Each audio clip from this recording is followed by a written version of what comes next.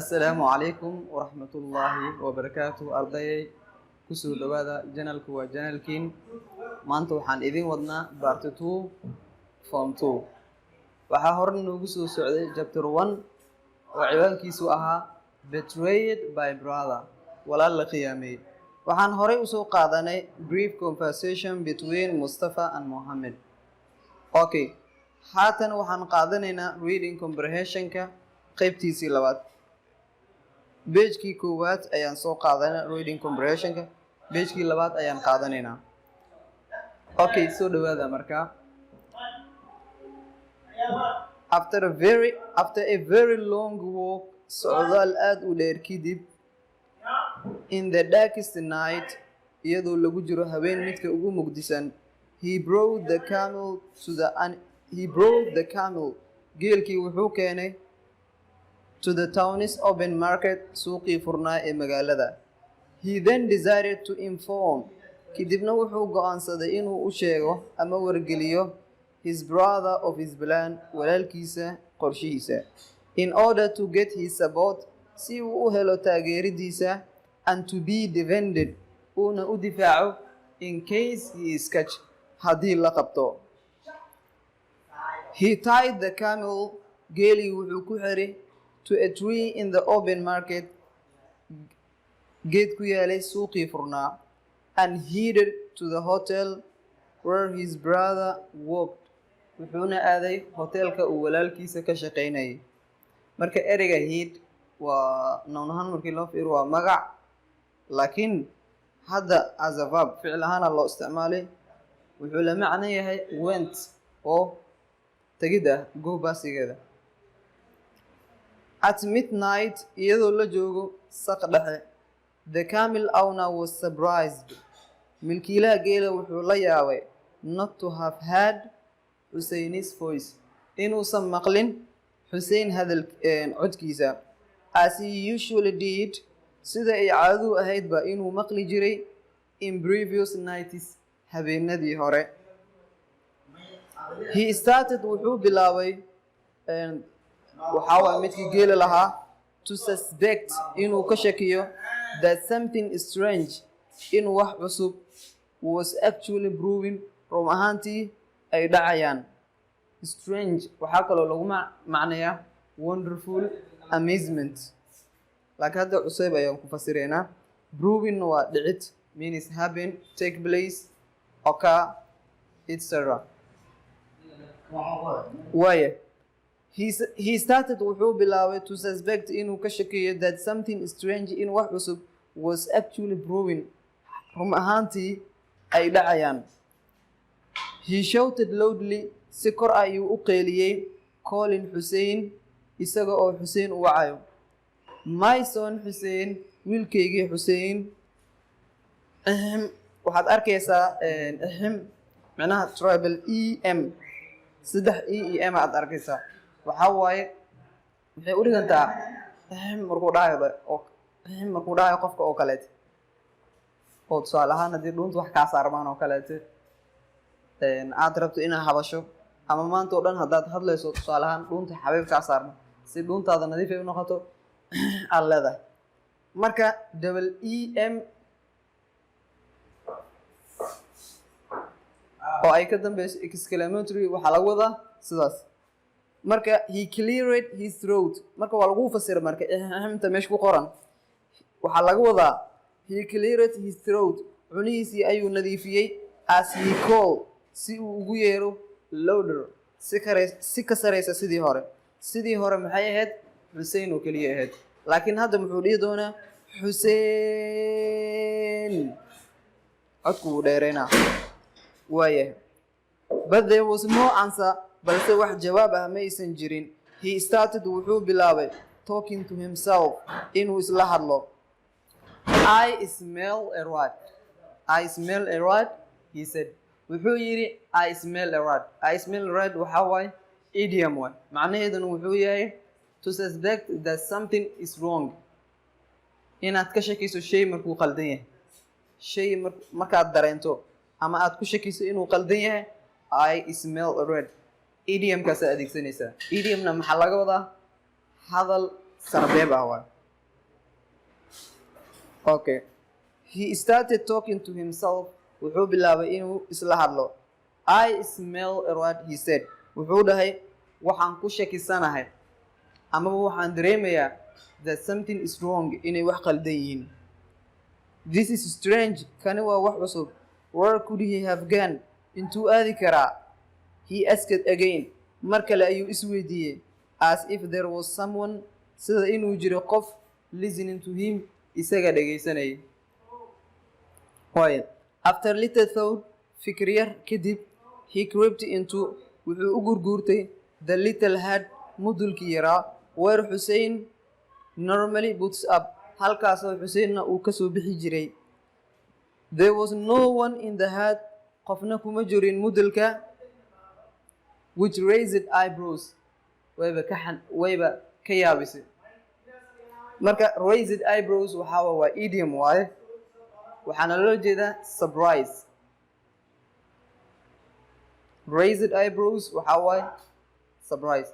Macnaha haddii caadi loo fiiroto waxay noqonaysaa there was no one, qofna kuma jirin in the hut mudulka, which raised eyebrows, suuniyahay kor u kicis. Macnaha qofku way ka yaabiso. Ninkii odayga ahaa oo geela lahaa mudulka markii uu saan usoo galay, raised eyebrows, suuniyihiisa koray u kaceen.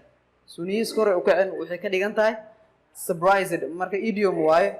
Idiomkana sidiis banaan macna u gaar uu leeyahay, sidiis laguma fasiro. Sidaa ula socda. Okay, the camel owner, milkiilihii geela, suspicious, isaga oo ka shakisan of Hussein's conspicuous absence, maqnaanshaha muuqda ama maqnaanshaha cad ee Hussein, hardly went, si degdeg ayuu u aaday to the animal's shed, xerada xoolaha, and started, wuxuu bilaabay counting his animals, xayawaanaadkiisa inuu tiriyo. One female camel was missing, hal geela ayaa maqnayd. The man quickly went to his neighbors, ninkii si degdega ayuu u aaday deriskiisii, and informed them, wuxuuna u sheegay that Hussein had stolen his camel, in Hussein uu xaday geeliisii. I know, waan ogahay, he has taken her, in hasha uu u kaxeeyey, to the nearby town's market, meel u dhow suuqii magaalada, to sell it, si uu u iibsado. I must go after him now, hadda waa inaan ka daba tagaa. Kelmadaas go after waa ka daba tegid, waxaa la mid ah run after, chase after, ama pursue. Okay, I must go after him now, hadda waa inaan ka daba tagaa, to reach the town, si magaalada aan u gaaro, before daybreak, intuusan waaga barin. The man said, ninkii ayaa yidhi, in utter disbelief, isagoo rumaysan waaye. Utter disbelief waxaa lagu sharxaa rumaysan waaye, waana phrase waaye. Cannot be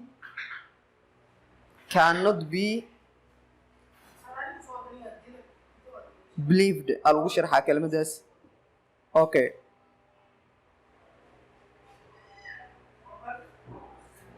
the man said, ninkii ayaa yidhi, in utter disbelief, isagoo rumaysan waaye.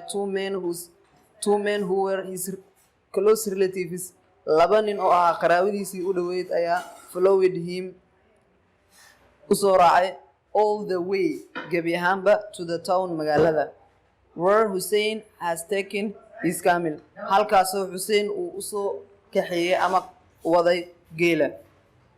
Marka all the way waxaa la mid ah completely, together, entirely. Two men who were his close relatives, laba nin oo ahaa qaraabadiisii u dhoweyd, followed him, ayaa u soo raacay, all the way, gebi ahaanba, to the town, magaalada.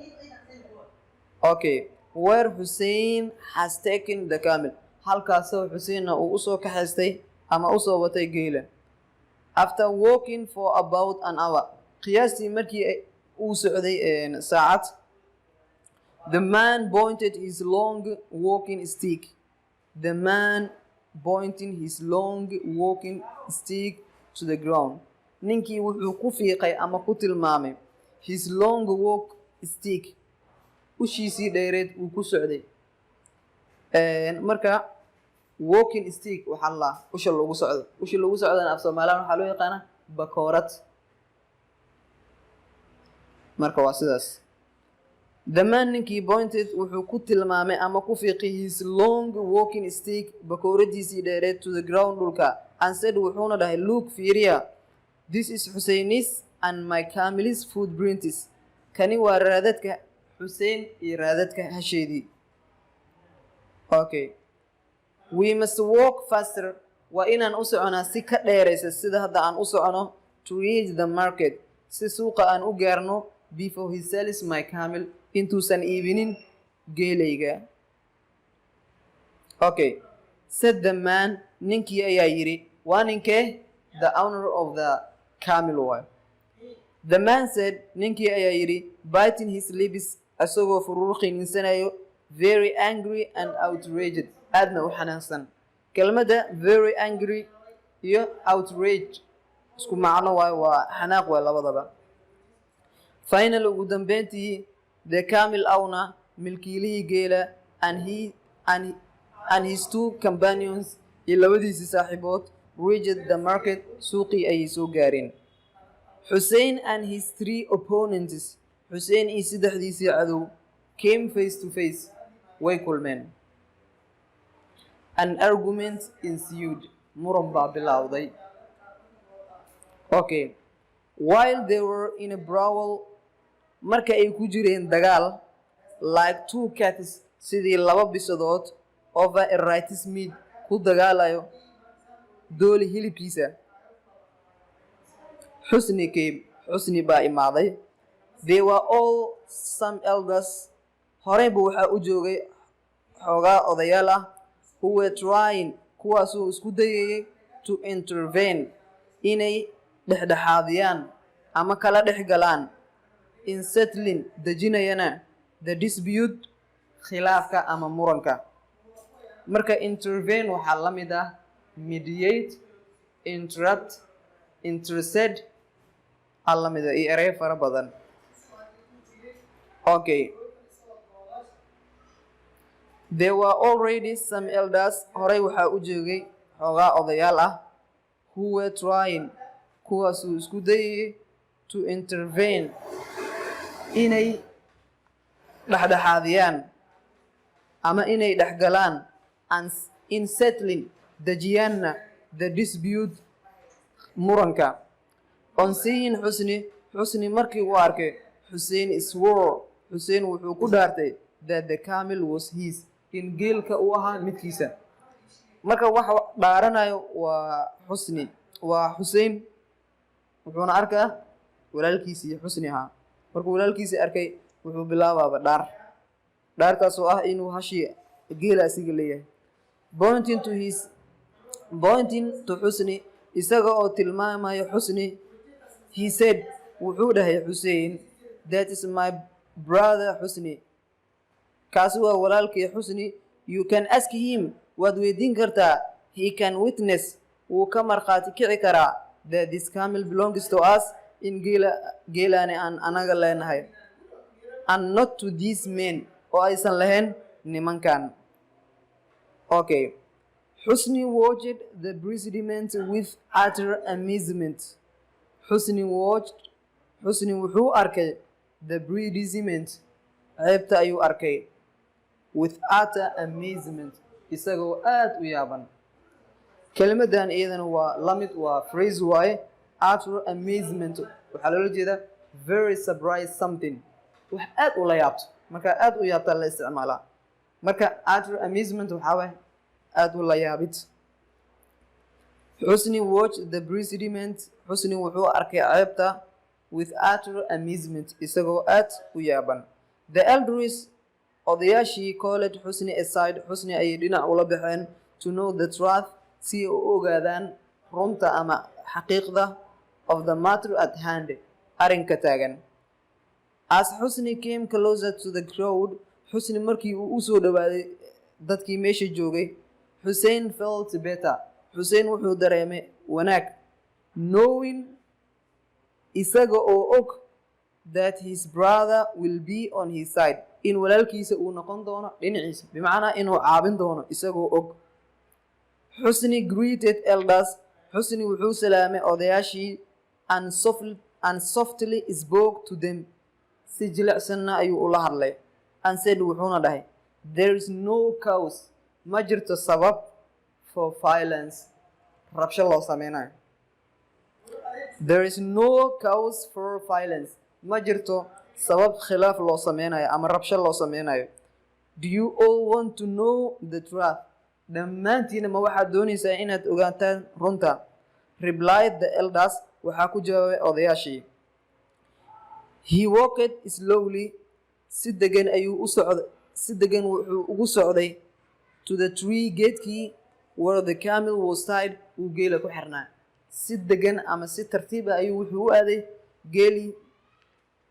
geedkii uu geela ku xirnaa he untied it wuu furay and led it to wuxuuna ku hogaamiyey it is rightful awna midkii xaqa u lahaa and politely asked them si akhlaaq lehna wuxuuna kaga codsaday to take the camel inay geela wataan and set his brother free oo ay sii dayaan walaalkiisa the camel owner milkiilaha geela and his colleagues iyo asxaabtiisa took the camel geela ayay ka haysteen freed Hussein free ayuu noqday bimacnaa xur ayuu noqday and thanked xusnina wuu mahad celiyey as they shook hands markay gacmaha ruuxayeen markay sidaan gacmaha isku geliyeen oo ay ruuxayeen ninka la dhahayo xusni wuu mahad celiyey okay Hussein was terribly angry Hussein si daran ayuu u xanaaqay terribly waxaa la mid ah si daran waxaa la mid ah extremely very la mid ah Hussein was terribly angry Hussein si daran ama aad ayuu u xanaaqay and felt wuxuuna dareemay betrayed by his brother in walaalkiisii uu qiyaamiyey waayahay Hussein was terribly angry and felt betrayed by his brother Hussein si aad ayuu u xanaaqay wuxuuna dareemay walaalkiisii xusni ahaa inuu qiyaamay ilaan awal qorshaha wuxuu ahaa arintii ayuu usoo bandhigay wuxuuna rabay inuu taageero u ahaado difaacana haddii lacala xaaladda xumaato okay aan socona marka Hussein came closer to Husni Hussein wuxuu usoo dhawaaday Husni asked wuxuu weydiiyey brother didn't I tell you walaal miyaanan kuu sheegin to stand by me inaad i garab istaagto why did you turn against me maxaad iga soo horjeesatay when I needed you most markaan aad kuugu baahnaa Husni was quiet and composed Husni wuxuu ahaa mid aamusan and composed oo xasiloon ama degan ereyga composed waxaa waay tranquil cool la mid ah waa xasiloon ama degan I thought waxaan u malaynayay oo waxaan ku fikirayay you will be on my side inaad dhinacayga noqon doonto Hussein came closer to Husni Hussein wuxuu usoo dhawaaday Husni and asked wuxuuna weydiiyey brother didn't I tell you walaal miyaanan kuu sheegin to stand by me inaad i garab istaagto why did you turn against me maxaad iga soo horjeesatay when I needed you most markaan aad kuugu baahnaa Husni was quiet Husni wuxuu ahaa mid aamusan and composed xasiloon ama degan meeshaas ayaynu maraysay haatan waxaan ka bilaabaynaa meeshii ku xigtay I thought waxaan ku fikiray you will be on my side inaad noqon doonto dhinacayga macnaa inaad i caabin doonto ayaan ku fikirayay weliba but what did you just do balse hadda maxaa samaysay you helped my opponents waxaad caawisay cadowgayga instead halkaad aniga caawi lahayd ereyga opponents waxaa la mid ah enemy waa erey caan ah waaye continued Hussein wuu sii watay I am on your side marka I thought you will be on my side. Waxaan ku fikiray inaad noqon doonto dhinacayga. But what did you just do? Balse hadda maxaa samaysay? You helped my opponents. Waxaa caawisay cadowgayga instead halkaad aniga i caawi lahayd. Continued Hussein ayaa sii watay. macnaha hadalkaas Hussein aa dhahay asaana sii watay. I am on your side brother. Walaal garabkaaga ayaan ahay ama dhinacaaga ayaan ahay. Look, fiiri. The truth is bitter. Runtu waa kharaar. But we must always say it. balse mar kasta waa inaan sheegnaa runta. Okay, no matter how ugly the situation is, dhib ma laha sida arinku uu u xun yahay. Waayo, say markaan waxaa waaye tell waayo ama information camal la macno tahay. hadda dhihid maaha, say sida ula socda. The truth is bitter. runtu waa qaraar. But we must always say it. balse mar kasta waa inaan sheegnaa. No matter how ugly the situation is, dhib ma leh sida arinku uu u xun yahay.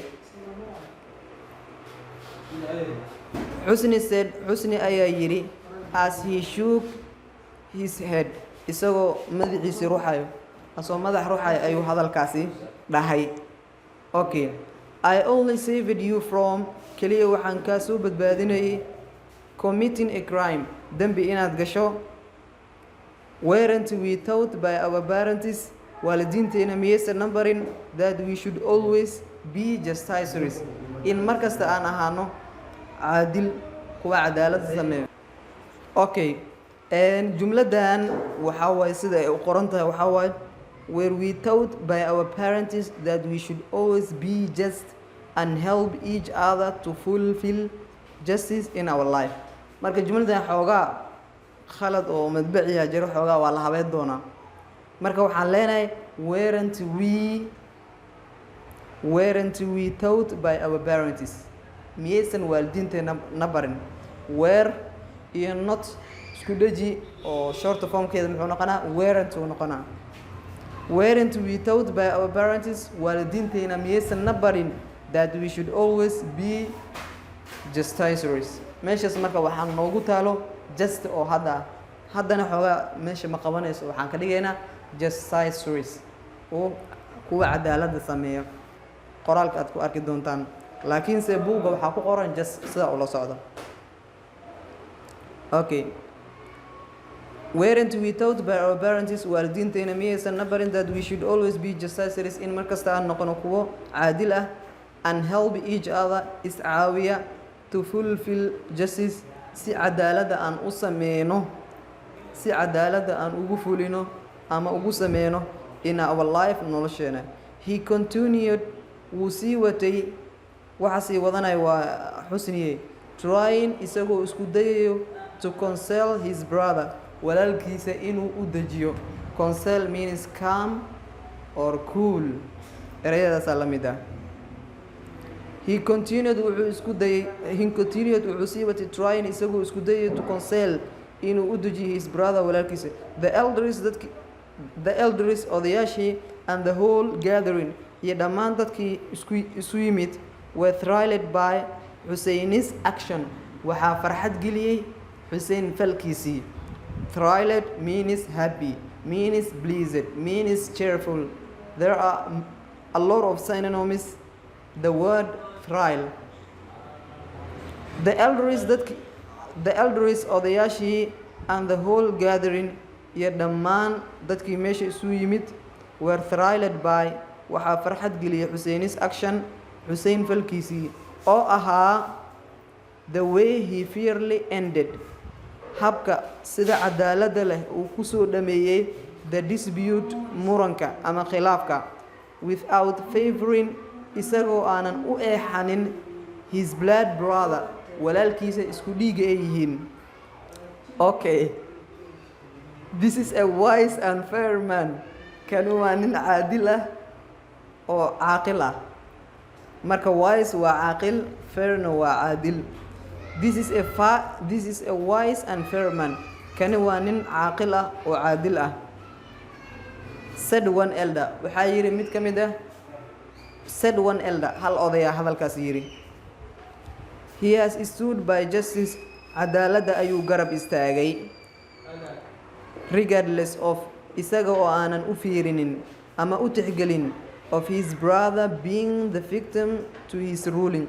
Marka jumladan markaa fasirayso taxadir samee oo waxaa leedahay he has stood by justice walaalkiisa ayuu garab istaagay regardless of isaga oo aanan u fiirinaynin to his ruling xukunkiisii his brother being the victim in walaalkiisii uu yahay dhibanaha. Okay, wuxuu garab istaagay cadaaladda isagoo aanan u fiirinaynin xukunkiisa walaalkiisa inuu yahay ku darhe dhibane. Yes, waa garatay. Said another elder. Oday kale warkaas dhahay. One of the elders, mid ka mid odayaashii, walked wuxuu soo aaday to the two brothers, labadii walaalood, and holding their hands, gacmahooda ayuu qabtay, and said wuxuuna yiri, a mother's womb is like a farm. Hooyada ilma galankeeda wuxuu la mid yahay beer oo kaleete. Okay, it produces all kinds of plants. Beertuna waxay soo saartaa dhammaan noocyo dhir ah oo ah the thorny leafless trees. Geedaha caleen la'aanta oo qodaxda badan. Thorny qodax badan weeye. Leaflessna waa leafless aan caleen lahayn. It produces beertu waxay soo saartaa all kinds of plants dhammaan noocyo dhir ah oo ah the thorny leafless trees. Geedaha caleen la'aanta oo qodaxda badan. And the juicy plants iyo dhirta cabitaanka miraha laga sameeyo. Iyo dhirta cabitaanka laga sameeyo oo miraha ah. Look at Fury, these two brothers, labadan walaalood, who would have ever imagined, ya abid baqayaasay, a thief and just judge, tuug iyo caadil, could be two friends, could be two sons, inay noqon karaan laba walaalood from the same mother, hal hooyo ka yimid, macna isku hooyo ah. Who would have ever imagined, ya abid baqayaasay, a thief and just a judge, tuug iyo xaakim, could be inay noqon karaan two sons, laba walaalood oo isla dhashay from the same mother,